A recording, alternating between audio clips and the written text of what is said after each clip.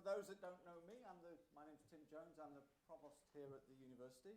And it's a great pleasure to welcome you all today to the university and to the inaugural lecture of Professor Nicholas Wheeler. And I'm going to call you Nick from now on. Particular welcome to your parents and your sister and the family. This is a celebration. It's a lecture, but it's also a celebration and achievement in an academic career, so it should be treated as such. So I'm delighted the family have come to share the experience with you. One bit of one notice I should give. I've been asked to draw your attention that this lecture is being live streamed onto the university's Facebook channel, so be aware. So Nick was born in Hereford and spent the majority of his childhood in the Midlands. His own experiences have left him with a strong conviction that personal determination to succeed pays off, and that we should always encourage students, whether at school, college, at university, to follow their hopes and dreams. And of course that is something we should all aspire to. By his own admission, even though he worked very hard at school, he was slow to get going academically. I share that with you as well, Nick. Nick enjoyed history and religious studies during his sixth form studies, but it was his exposure to politics that set his intellectual world alight, and he became very interested in the global aspects of politics, especially nuclear weapons and the Cold War. In 1980, Nick became a student on the BA course in Modern Studies at Staffordshire, specialising in international relations and economics. He was awarded a bursary to study for an MSc in International Studies at Southampton University, and was then awarded an ESRC studentship to begin his PhD. Given his nuclear interests and the domestic political controversy in the early and mid-1980s over whether the UK should retain a nuclear deterrent, Nick decided to write his PhD on the origins of British nuclear strategy, based on newly declassified papers in the National Archives. It was during this time at Southampton that Nick first met David Dunn, at the back there, a close friend and current colleague here at Birmingham, and Scott Lucas, another current colleague here at the university, who was also working in the archives during this time. In 1985, Nick was appointed to a temporary tutorship at Aberystwyth in Wales, and it was during this year that Nick began a friendship and intellectual collaboration with Ken Booth that has lasted to the present day. After more than 20 years of thinking and writing about the concept of the security dilemma, they published The Security Dilemma, Fear, Cooperation and Trust in World Politics, published in 2008. The book has received considerable acclaim, and students in the audience will recognise the subtitle as one of Nick's master's courses here at Birmingham. Nick returned to Southampton to finish his PhD, and he was then awarded a MacArthur postdoctoral award to work with Professor Lawrence Freedman in the Department of War Studies in King's College, London. In 1989, Nick was appointed to his first permanent academic position at the University of Hull. It was during this time that he became fascinated by the concept of humanitarian intervention after reading an outstanding essay on the topic by one of his master's students. The student in question was Justin Morris, now a senior academic himself at Hull. Nick and Justin would continue to produce a number of co-authored publications throughout the 1990s and 2000s. In 1993, Nick moved to a permanent lectureship at Aberystwyth, working in a highly regarded department that was on the cusp of a major expansion which would see it emerge as a world-leading centre in the field of international relations. The Aber years saw Nick flourish as an academic, culminating in the publication of his 2000 book, Saving Strangers, Humanitarian Intervention in International Society. 18 years later, it remains OUP's best-selling monograph in international relations. It has over 2,000 Google Scholar citations and was in 2016-17 the most consulted source on Oxford Scholarship Online in international relations. Nick was subsequently awarded a personal chair at Aberystwyth in 2004 and gave his first inaugural lecture. After 20 successful years at Aberystwyth, Nick moved to Birmingham to become the first director of a new cross-disciplinary and cross-college Institute of Security. He moved an existing research council-funded project on trust, and this has become a key part of the intellectual agenda and research-led teaching of the centre. Nick has very recently produced a new book, which you'll have seen outside, Trusting Enemies, which was published last month by Oxford University Press, and it is this book which forms the basis of today's lecture. So it is now my very great pleasure to ask Professor Nick Wheeler to deliver his inaugural lecture, Trusting Enemies, Interpersonal Relationships in International Conflict.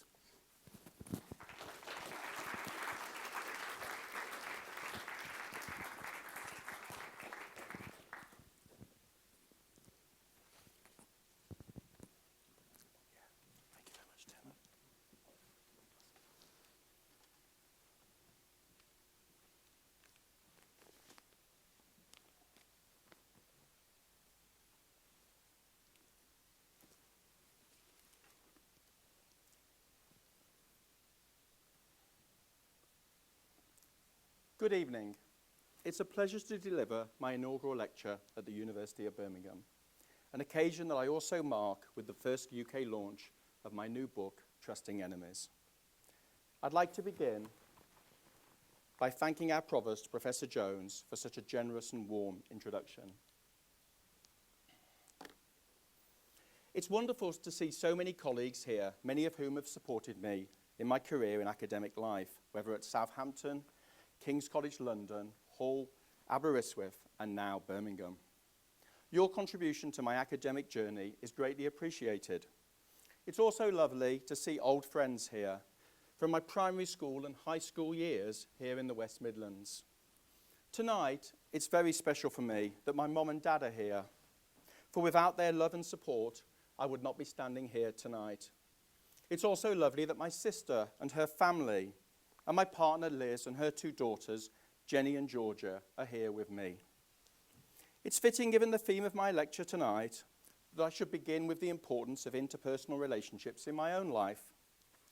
The central thesis of my new book, captured by the subtitle, Interpersonal Relationships in International Conflict, is that the key to building new relationships of trust between state leaders who represent two states with a history of enemy relations is the nature and quality of their interpersonal interactions. I argue that trust can develop out of a process of social bonding that becomes possible in face-to-face interaction, and that trust of this kind makes possible the accurate interpretation of each other's signals. This is a critical claim because one of the biggest obstacles to cooperation in international politics is the problem that actors who send signals believe that others will interpret their signals as they intend. Whereas the problem is that often the receiver of a signal does not interpret it as intended by the sender. I argue that interpersonal trust can cut through this problem of signal interpretation by giving leaders the assurance that any signals aimed at communicating another leader's peaceful intent are sincere ones. The research that's led to this book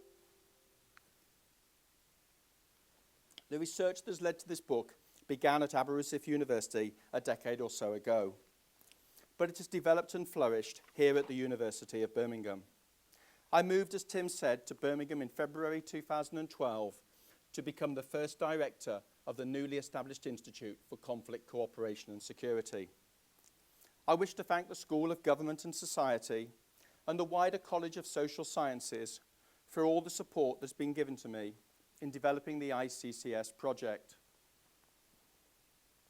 Specifically, I want to thank my old friends and colleagues who worked with me in the ICCS. Professors Mark Webber, David H. Dunn, Stefan Wolf and Paul Jackson, and Dr. Peter Gray. I also want to thank those who've more recently joined our team, namely Dr. Teresa Capellas, Dr. Chris Wyatt, Dr. Esther Simon, and Dr. Juditha Fontana. I also want to thank those on the professional services staff of the school and college who have provided superb administrative support to the ICCS, especially Catherine Edwards and Tina Aston. Finally, I must thank Kiara Wasson and the College of Social Sciences Communications team for organising my inaugural lecture, this special occasion for me this evening. A key feature of the ICCS, as befits a university that rightly prides itself on its commitment to interdisciplinary research, is the multidisciplinary character of our conversations. In the area of trust, this has been cultivated through the Trust Working Group. I want to thank all those who have contributed to the work of the group, especially Mark Saunders, who has energised our work on trust since joining the Birmingham Business School in October 2015. My work on trust and the book that I launched tonight has been greatly enriched by conversations within the wider ICCS community. This community includes those master students. It has been my privilege to teach on the ICCS programs in Global Cooperation and Security and our newly established program in the Political Psychology of International Relations. At the heart of any world-leading research community is its PhD students, and we have an outstanding group of doctoral researchers at Birmingham in the broad field of international relations. For my part, it has been a privilege to supervise past PhD students who have gone on to academic careers, like Josh Baker, Lindsay Clark, and Daniel Rio Tinto, as well as my current PhD students, Scott Edwards, Anna Alexandru, and Chiara Carvasio.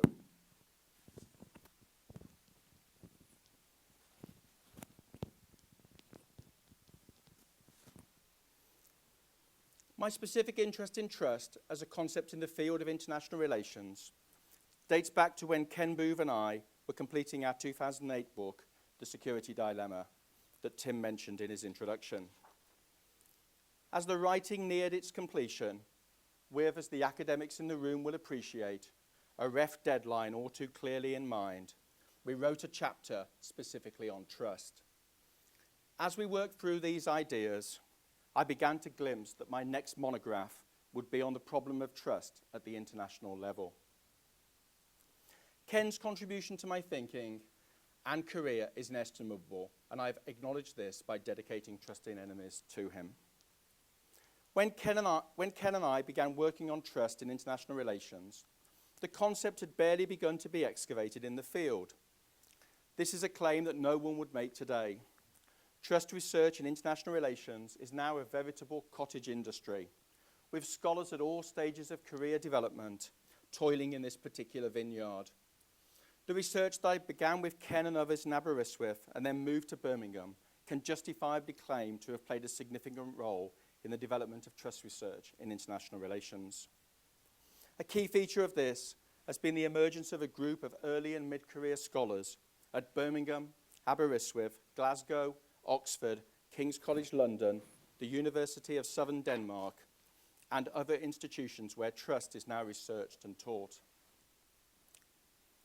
For anyone like me who studies the possibilities of interpersonal relationships and trust at the international level, the forthcoming summit between US President Donald Trump and his North Korean counterpart Kim Jong-un, assuming of course it actually takes place, will be a fascinating testing ground for the validity of our theories and prescriptions.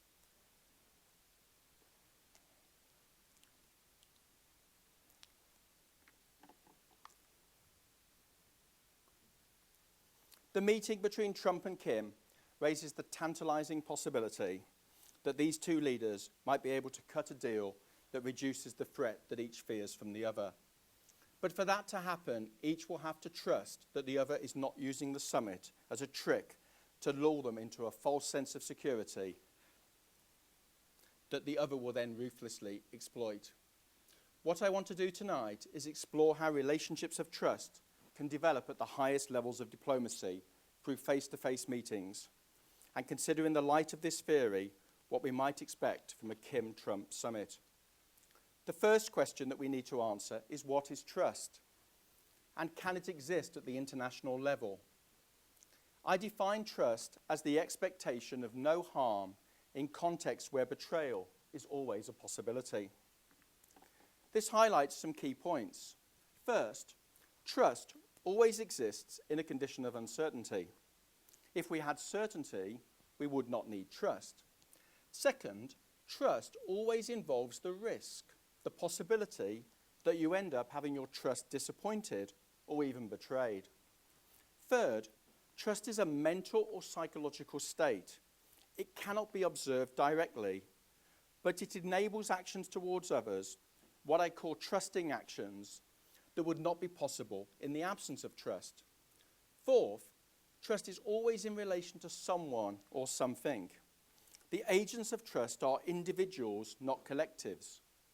Individuals who trust other individuals, interpersonal trust, or collectives like universities, airlines, banks, schools, or brands like Uber, Airbnb, and so on. Distrust, by contrast, is the opposite of trust, in that individuals actively do not trust other individuals and collectives. And we might want to think how many of us now distrust Facebook after the Cambridge Analytica scandal. For so-called realist theories of international relations, those who pride themselves on recognizing that there is no escape from a struggle for power internationally, there is little or no room for trust in the relations of states. The military security arena, they argue, is simply too dangerous and unforgiving for trusting gestures. For realists, state leaders should treat with great care Dr. Johnson's sentimental plea that to trust is to be human.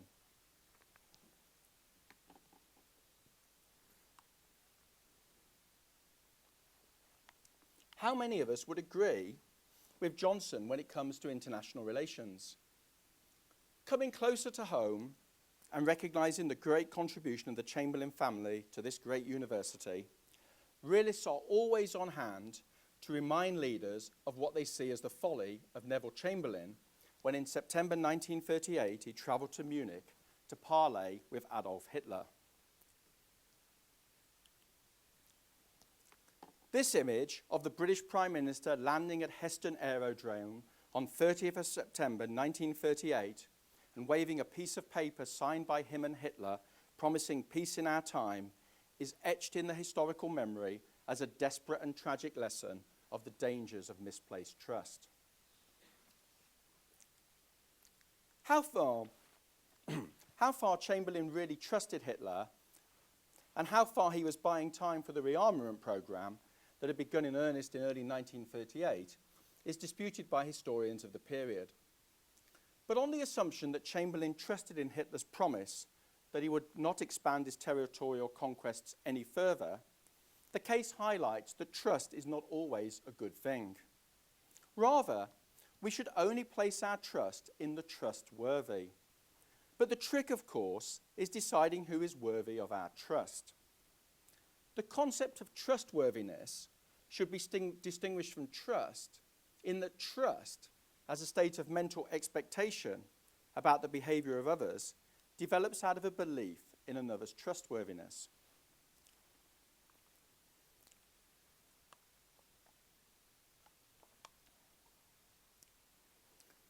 Although I only started researching and teaching about trust some 10 years ago, I now realize that exploring the challenge of building trust in a world of states that lacks an overarching world government has guided my research for much longer.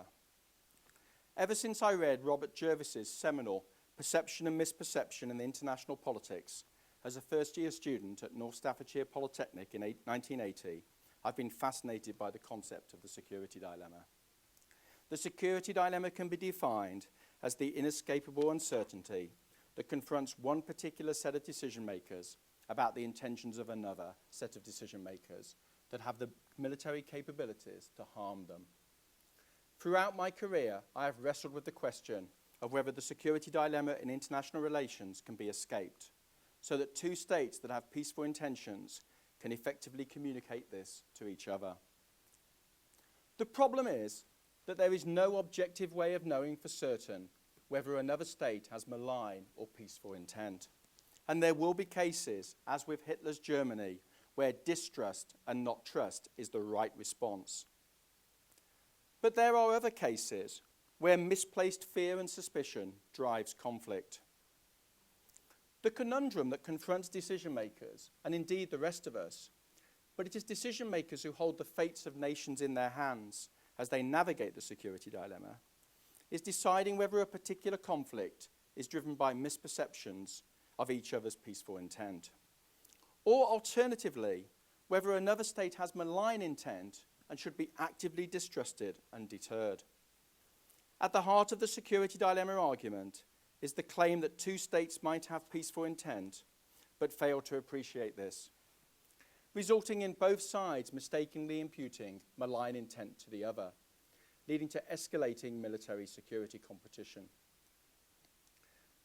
Jervis describes conflicts that are driven at root by two states that fail to understand that the other has peaceful intent as the spiral model of international conflict.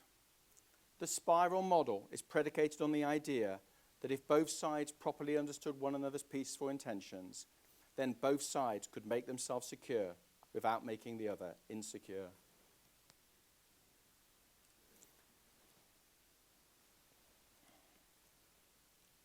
In our 2008 book, Ken Booth and I identified two psychological drivers that block decision makers from seeing that others might have peaceful intent.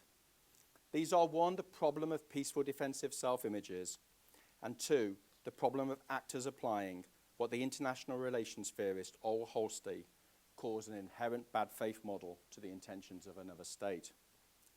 The problem posed by peaceful defensive self-images is that decision makers find it extraordinarily difficult to recognize how far their own actions might have made others fearful and insecure. For example, consider this statement from US Secretary of Defense Caspar Weinberger in March 1983. Weinberger, speaking in response to Soviet claims that Ronald Reagan's plans for a space-based defense system, which Reagan called the Strategic Defense Initiative, but which quickly became known as Star Wars, would threaten the Soviet nuclear deterrent. Weinberger said, "They know perfectly well that we will never launch a first strike on the Soviet Union. However, because Soviet leaders could not see inside the minds of their US counterparts, they had no such assurance." This problem of empathizing with one's adversaries is compounded in terms of its impact on security competition if decision makers on both sides also operate with a bad faith model of the other's current and future intentions. Bad faith models predispose decision makers to assume the worst about the intentions of others. They lead decision makers to attribute another state's external behavior to inherent traits and characteristics that commit that state to aggressive policies. As a result, any apparent conciliatory moves on the part of that state are dismissed as a trick or a sign of weakness. A good example of this kind of thinking in relation to US perceptions of Iranian intentions can be seen in Gary Seymour's reflection to me of Iranian negotiating tactics in an interview I conducted with him in October 2014. Seymour was President Obama's White House coordinator for arms control and weapons of mass destruction in his first term. And Seymour said, "The longer you deal with the Iranians on the nuclear issue, the more you get sick and tired of their games and lies and cheating." The problem here is that Seymour is not prepared to recognize how far US behavior might have conditioned the Iranian behavior he is so critical of. This is why the security dilemma is such a fundamentally important concept in the field of international relations, because it makes us aware of how a conflict can be driven by mutual fear and suspicion rather than bad faith actions on one side only. What is evident is that trust cannot develop between two states in conflict if their leaders operate with one or both of the psychological mindsets of peaceful defensive self-images and inherent bad faith models. Thus, the first challenge in building trust is for leaders to dispense with these mindsets by overcoming their lack of empathy for the other's security fears. But this is easier said than done.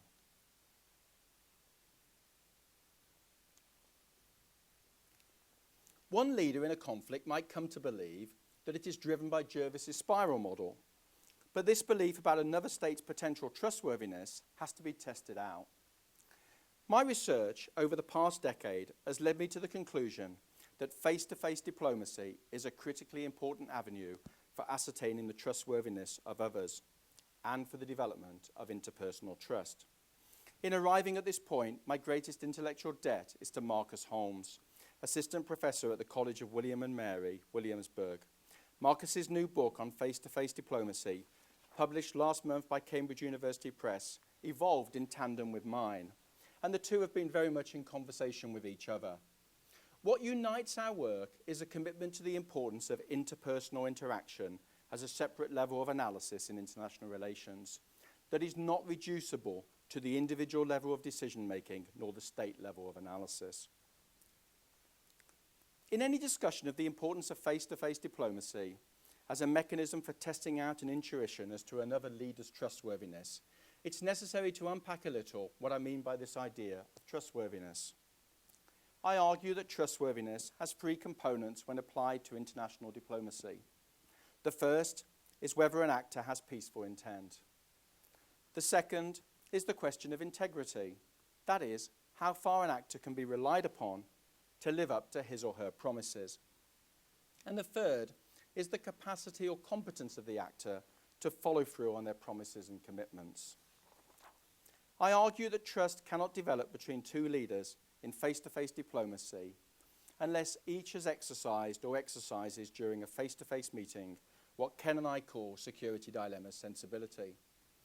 Security dilemma sensibility is the corrective to the two psychological drivers of peaceful defensive self-images and a bad faith model of the adversary. We define it in the following way. An actor's intention and capacity to perceive the motives behind and to show responsiveness towards the potential complexity of the military intentions of others. In particular, it refers to the ability to understand the role that fear might play in their attitudes and behavior, including, crucially, the role that one's own actions may play in provoking that fear. Given that the exercise of security dilemma sensibility appears to be so rare on the part of state leaders, how those who exercise this form of empathy come to do so is a fascinating question.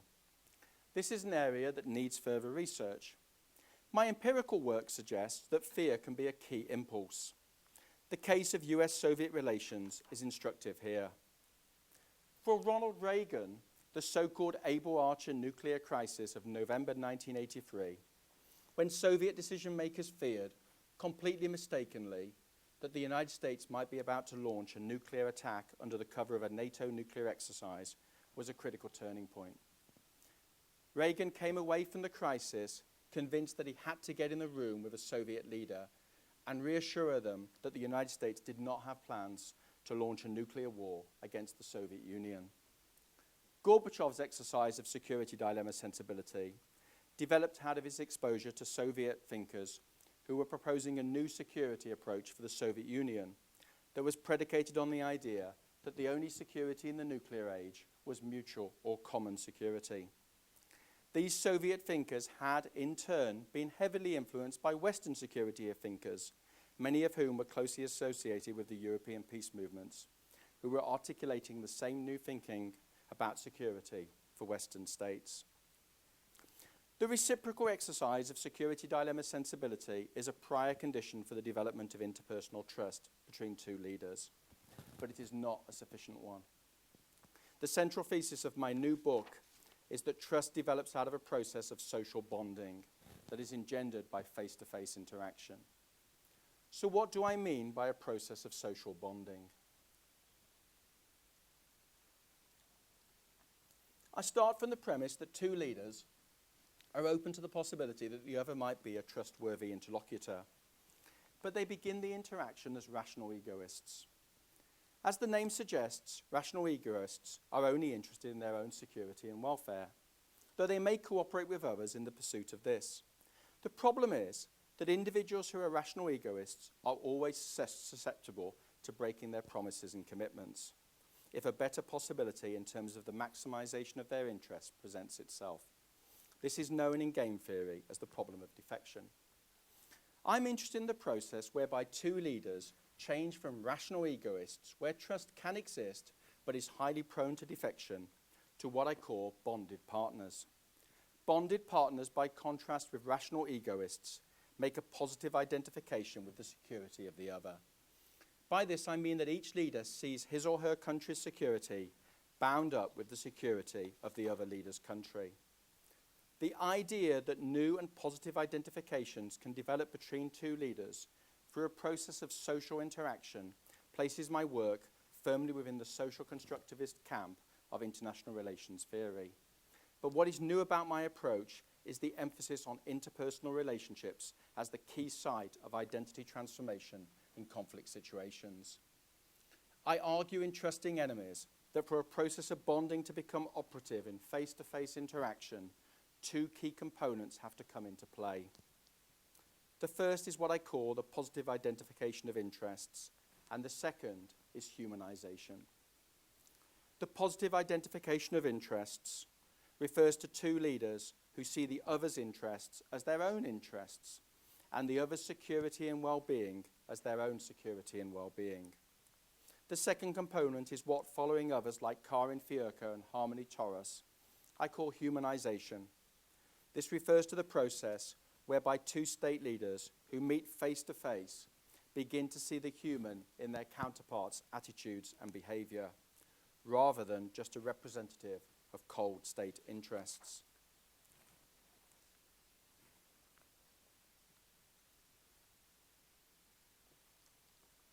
The best case we have of such a process of social bonding at the level of great power relations is Reagan and Gorbachev's face-to-face summitry.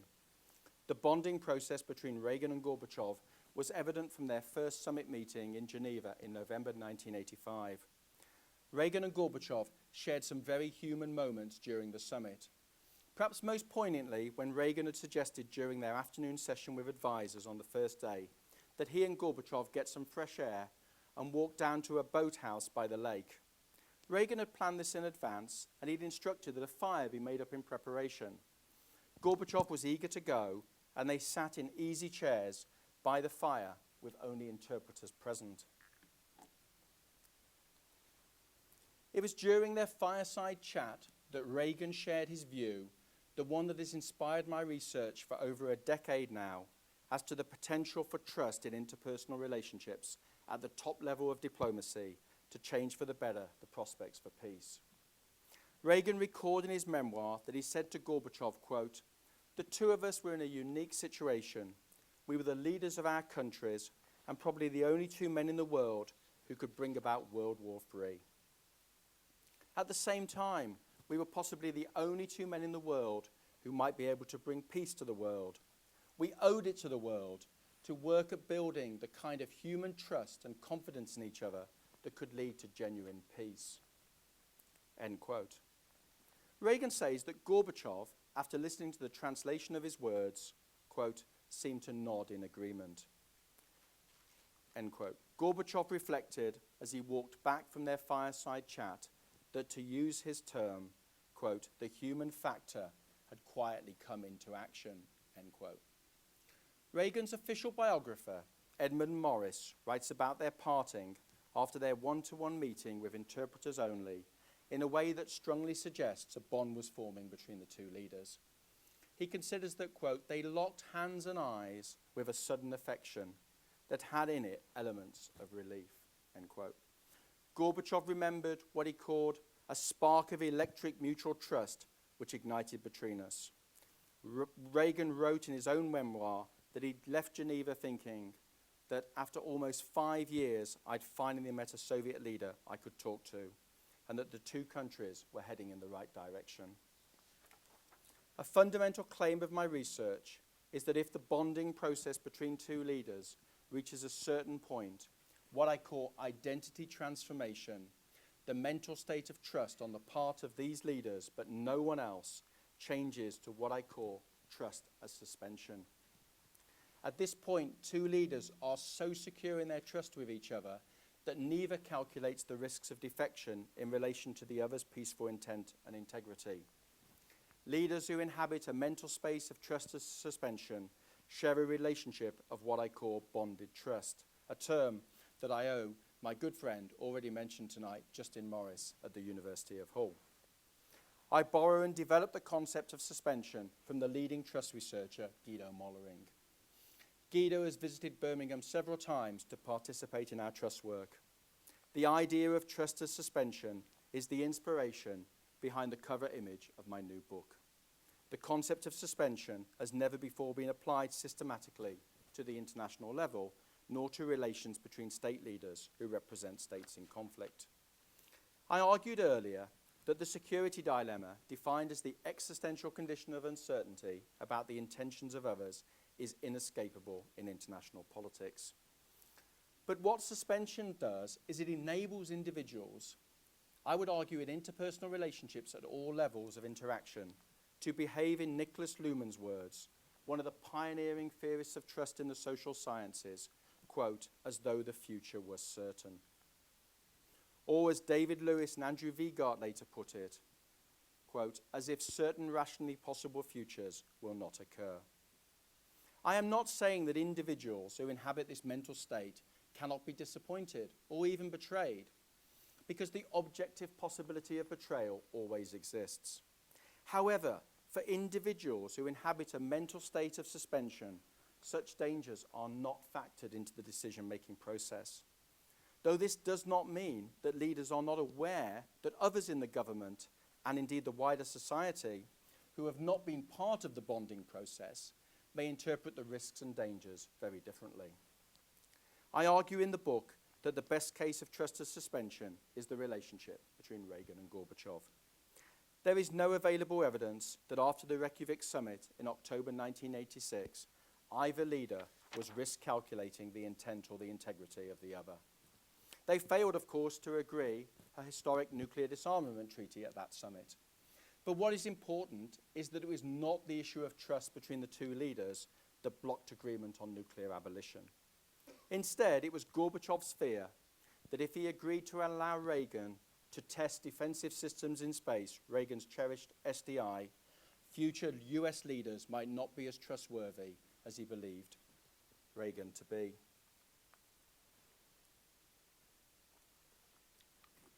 This point highlights a major challenge facing the theory that I develop in my book, namely the problem of what has been called future uncertainty. This is the problem of how can a leader who is in a relationship of trust with another leader be assured that the other leader's successors will not develop malign intent? And given this uncertainty, how can he or she avoid hedging against this possibility?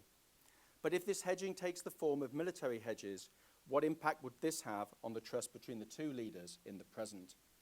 I am not arguing that leaders should eschew hedging against future bad times, but the question is how to do this without eroding the bonds of interpersonal trust that have changed for the good security relations between two previously adversarial states. This requires further research, but I argue that disarming the future uncertainty problem requires thinking about how to build a bridge from interpersonal trust to the institutionalization of trust in the form of what are called security communities, where the threat or the use of force has become unthinkable as an instrument of national security policy. The best example we have of this type of interstate arrangement is the European Union, notwithstanding the long-term implications of Brexit for the European security community. Let me briefly turn to some other research challenges that develop out of my theory that I intend to pursue and hope others will pursue in the future. Research is needed on the conditions under which face-to-face interaction does not lead to the emergence of a relationship of bonded trust. The 1961 Vienna summit between US and Soviet leaders John F. Kennedy and Nikita Khrushchev led to each having a better understanding of each other's intentions, but no development of trust. Here are the two leaders meeting in Vienna. Kennedy described his summit meeting afterwards to the New York Times writer James Reston as, quote, the worst thing in my life. He savaged me, end quote. The same failure to develop trust through face-to-face diplomacy occurred in the repeated face-to-face interactions between Barack Obama and Vladimir Putin. In both of these cases, neither set of US and Russian leaders had exercised security dilemma sensibility towards their counterpart prior to their face-to-face meetings, and nor did it develop out of the face-to-face interaction itself. To recap from earlier, what was missing on the part of all four leaders as the first step in a trust-building process was an appreciation of how their own state's previous actions had generated fear and insecurity on the part of decision-makers in the state represented by their counterpart.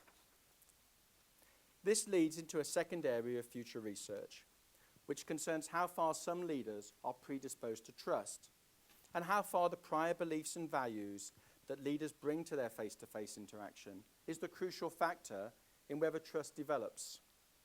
Put differently, should we put more theoretical weight on the types of leaders who meet in face-to-face interaction rather than the nature and quality of the interaction itself?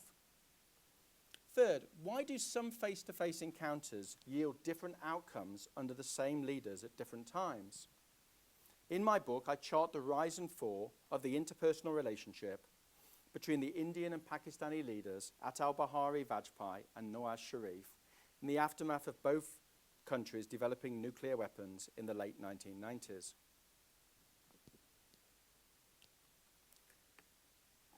Here are the two leaders meeting for their summit at Lahore in February 1999, which led to a major breakthrough in cooperation between the two enemies. However, as I show in my book, the trust that developed between the two men at their Lahore meeting was crushed a few months later when the Pakistani military conducted a covert military operation against India at Kargil, which threatened to lead to a full-scale war, including nuclear war, between the two countries.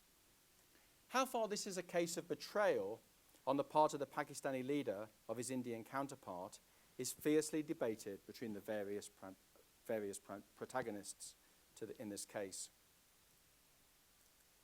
But what is striking about the trust relationship that developed between the two leaders in late 1998 and through the early part of 1999 is that trust did not emerge until their third face-to-face meeting. Their first two ended in neither leader believing that they could trust the other.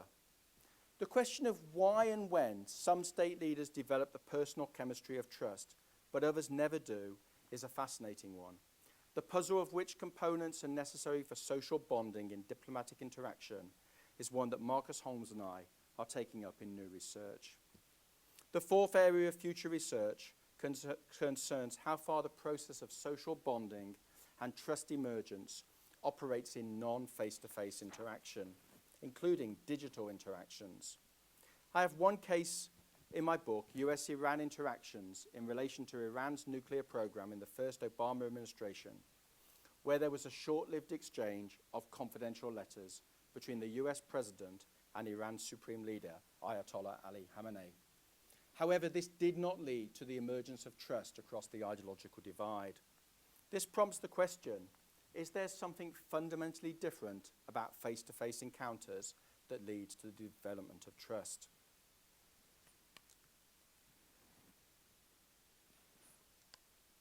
Relatedly, can the bonding process operate digitally? If not, at a time when the liberal order is under attack from cyber intrusions on the part of Russia and China, and potentially a host of non-state actors, what are the possibilities of building trust in cyberspace? The challenge of building trust in cyberspace is one of how to manage what has been called the cybersecurity dilemma. The problem is that it seems the only way a state can be secure from future hacking is by looking inside a current or potential adversary's networks. Even if this is only for defensive purposes, how does the other side, if it discovers this intrusion, know it is only defensive in intent? What is more, the future uncertainty problem looms once again. Even if one side trusts the other that the intrusion is defensive at this point in time, what assurance can they have that it will not develop into an offensive attack in the future? How to build trust between the great powers in cyberspace is a challenge that we've only just begun to think about. Holmes and I are fascinated by this puzzle of how to build trust between states in cyberspace, and we plan to begin later this year co-authoring a book provisionally titled Cyber Trust. Let me try and bring the threads of my lecture together, and in so doing, offer a few reflections on what all this means for the forthcoming summit between Trump and Kim.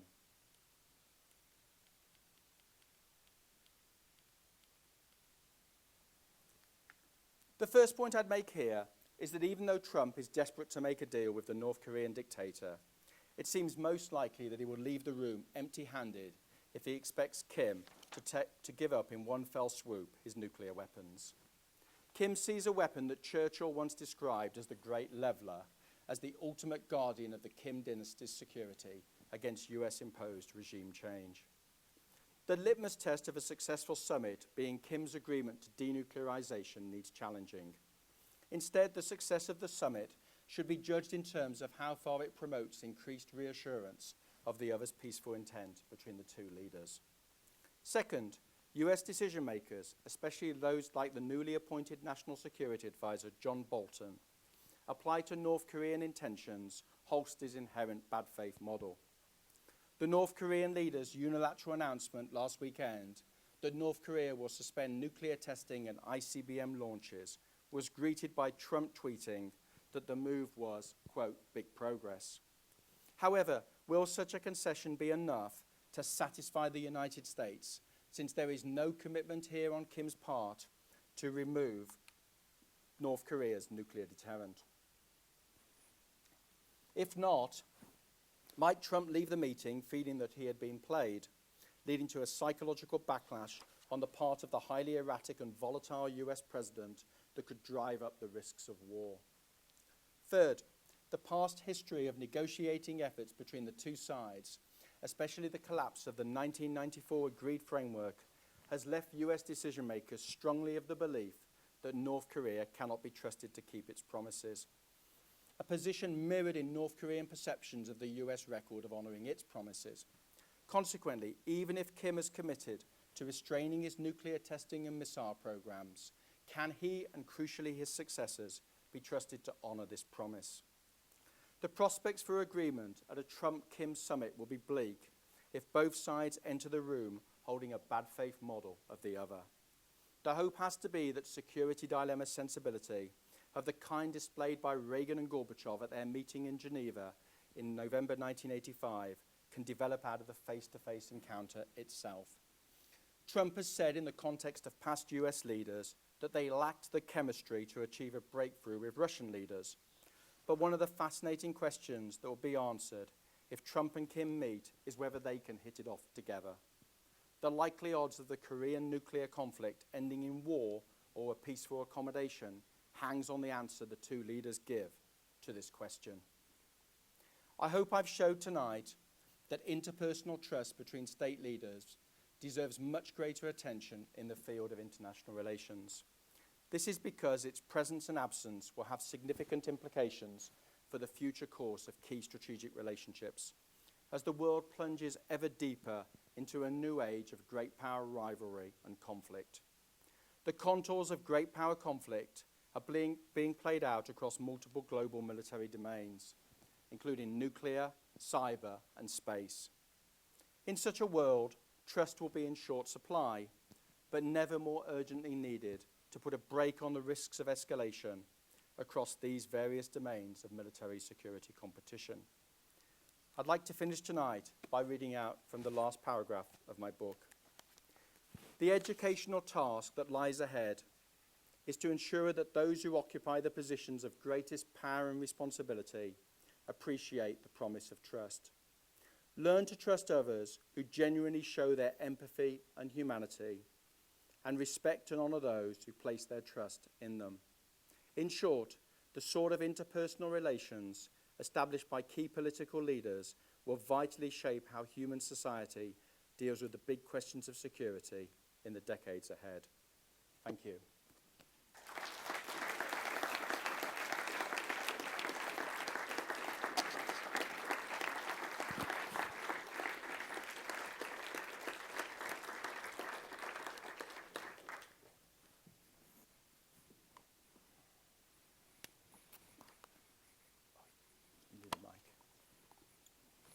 Sorry.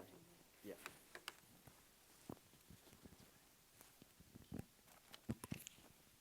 I'm sure you can hear me, but wait. I'll try a mic.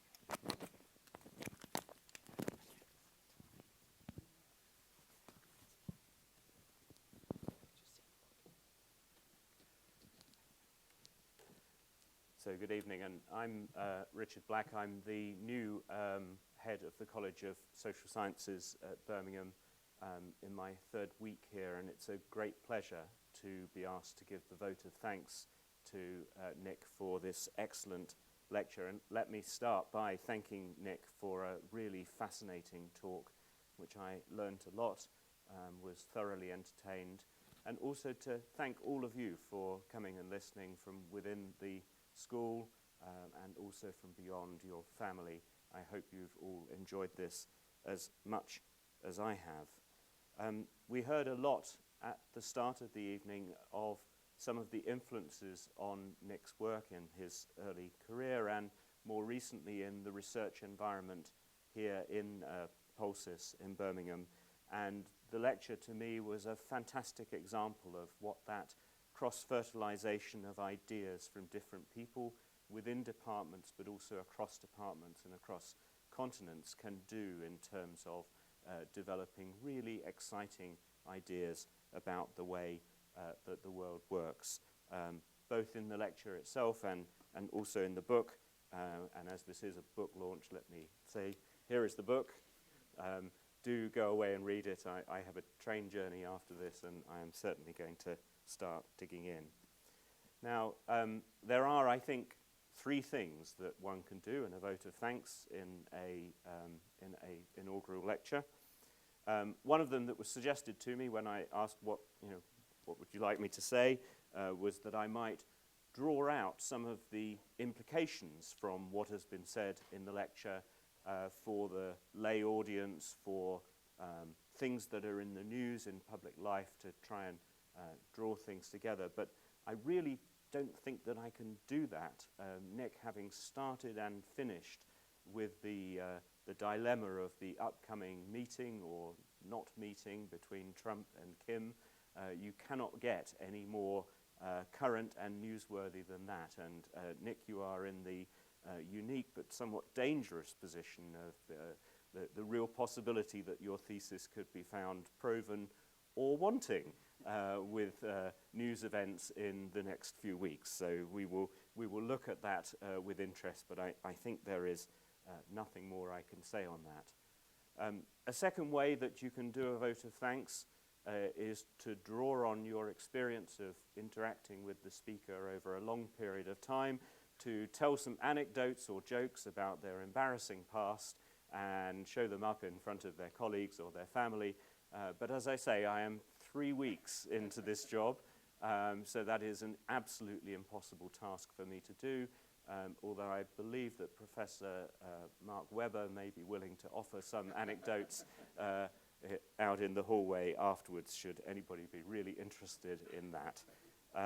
So actually that leaves me only with the third thing to do, which is to repeat my thanks and to invite you all to join us for refreshments outside to celebrate Nick's work, and also now to ask you to join with me in thanking once again Nick Wheeler for such a fabulous lecture. Thank you, Nick.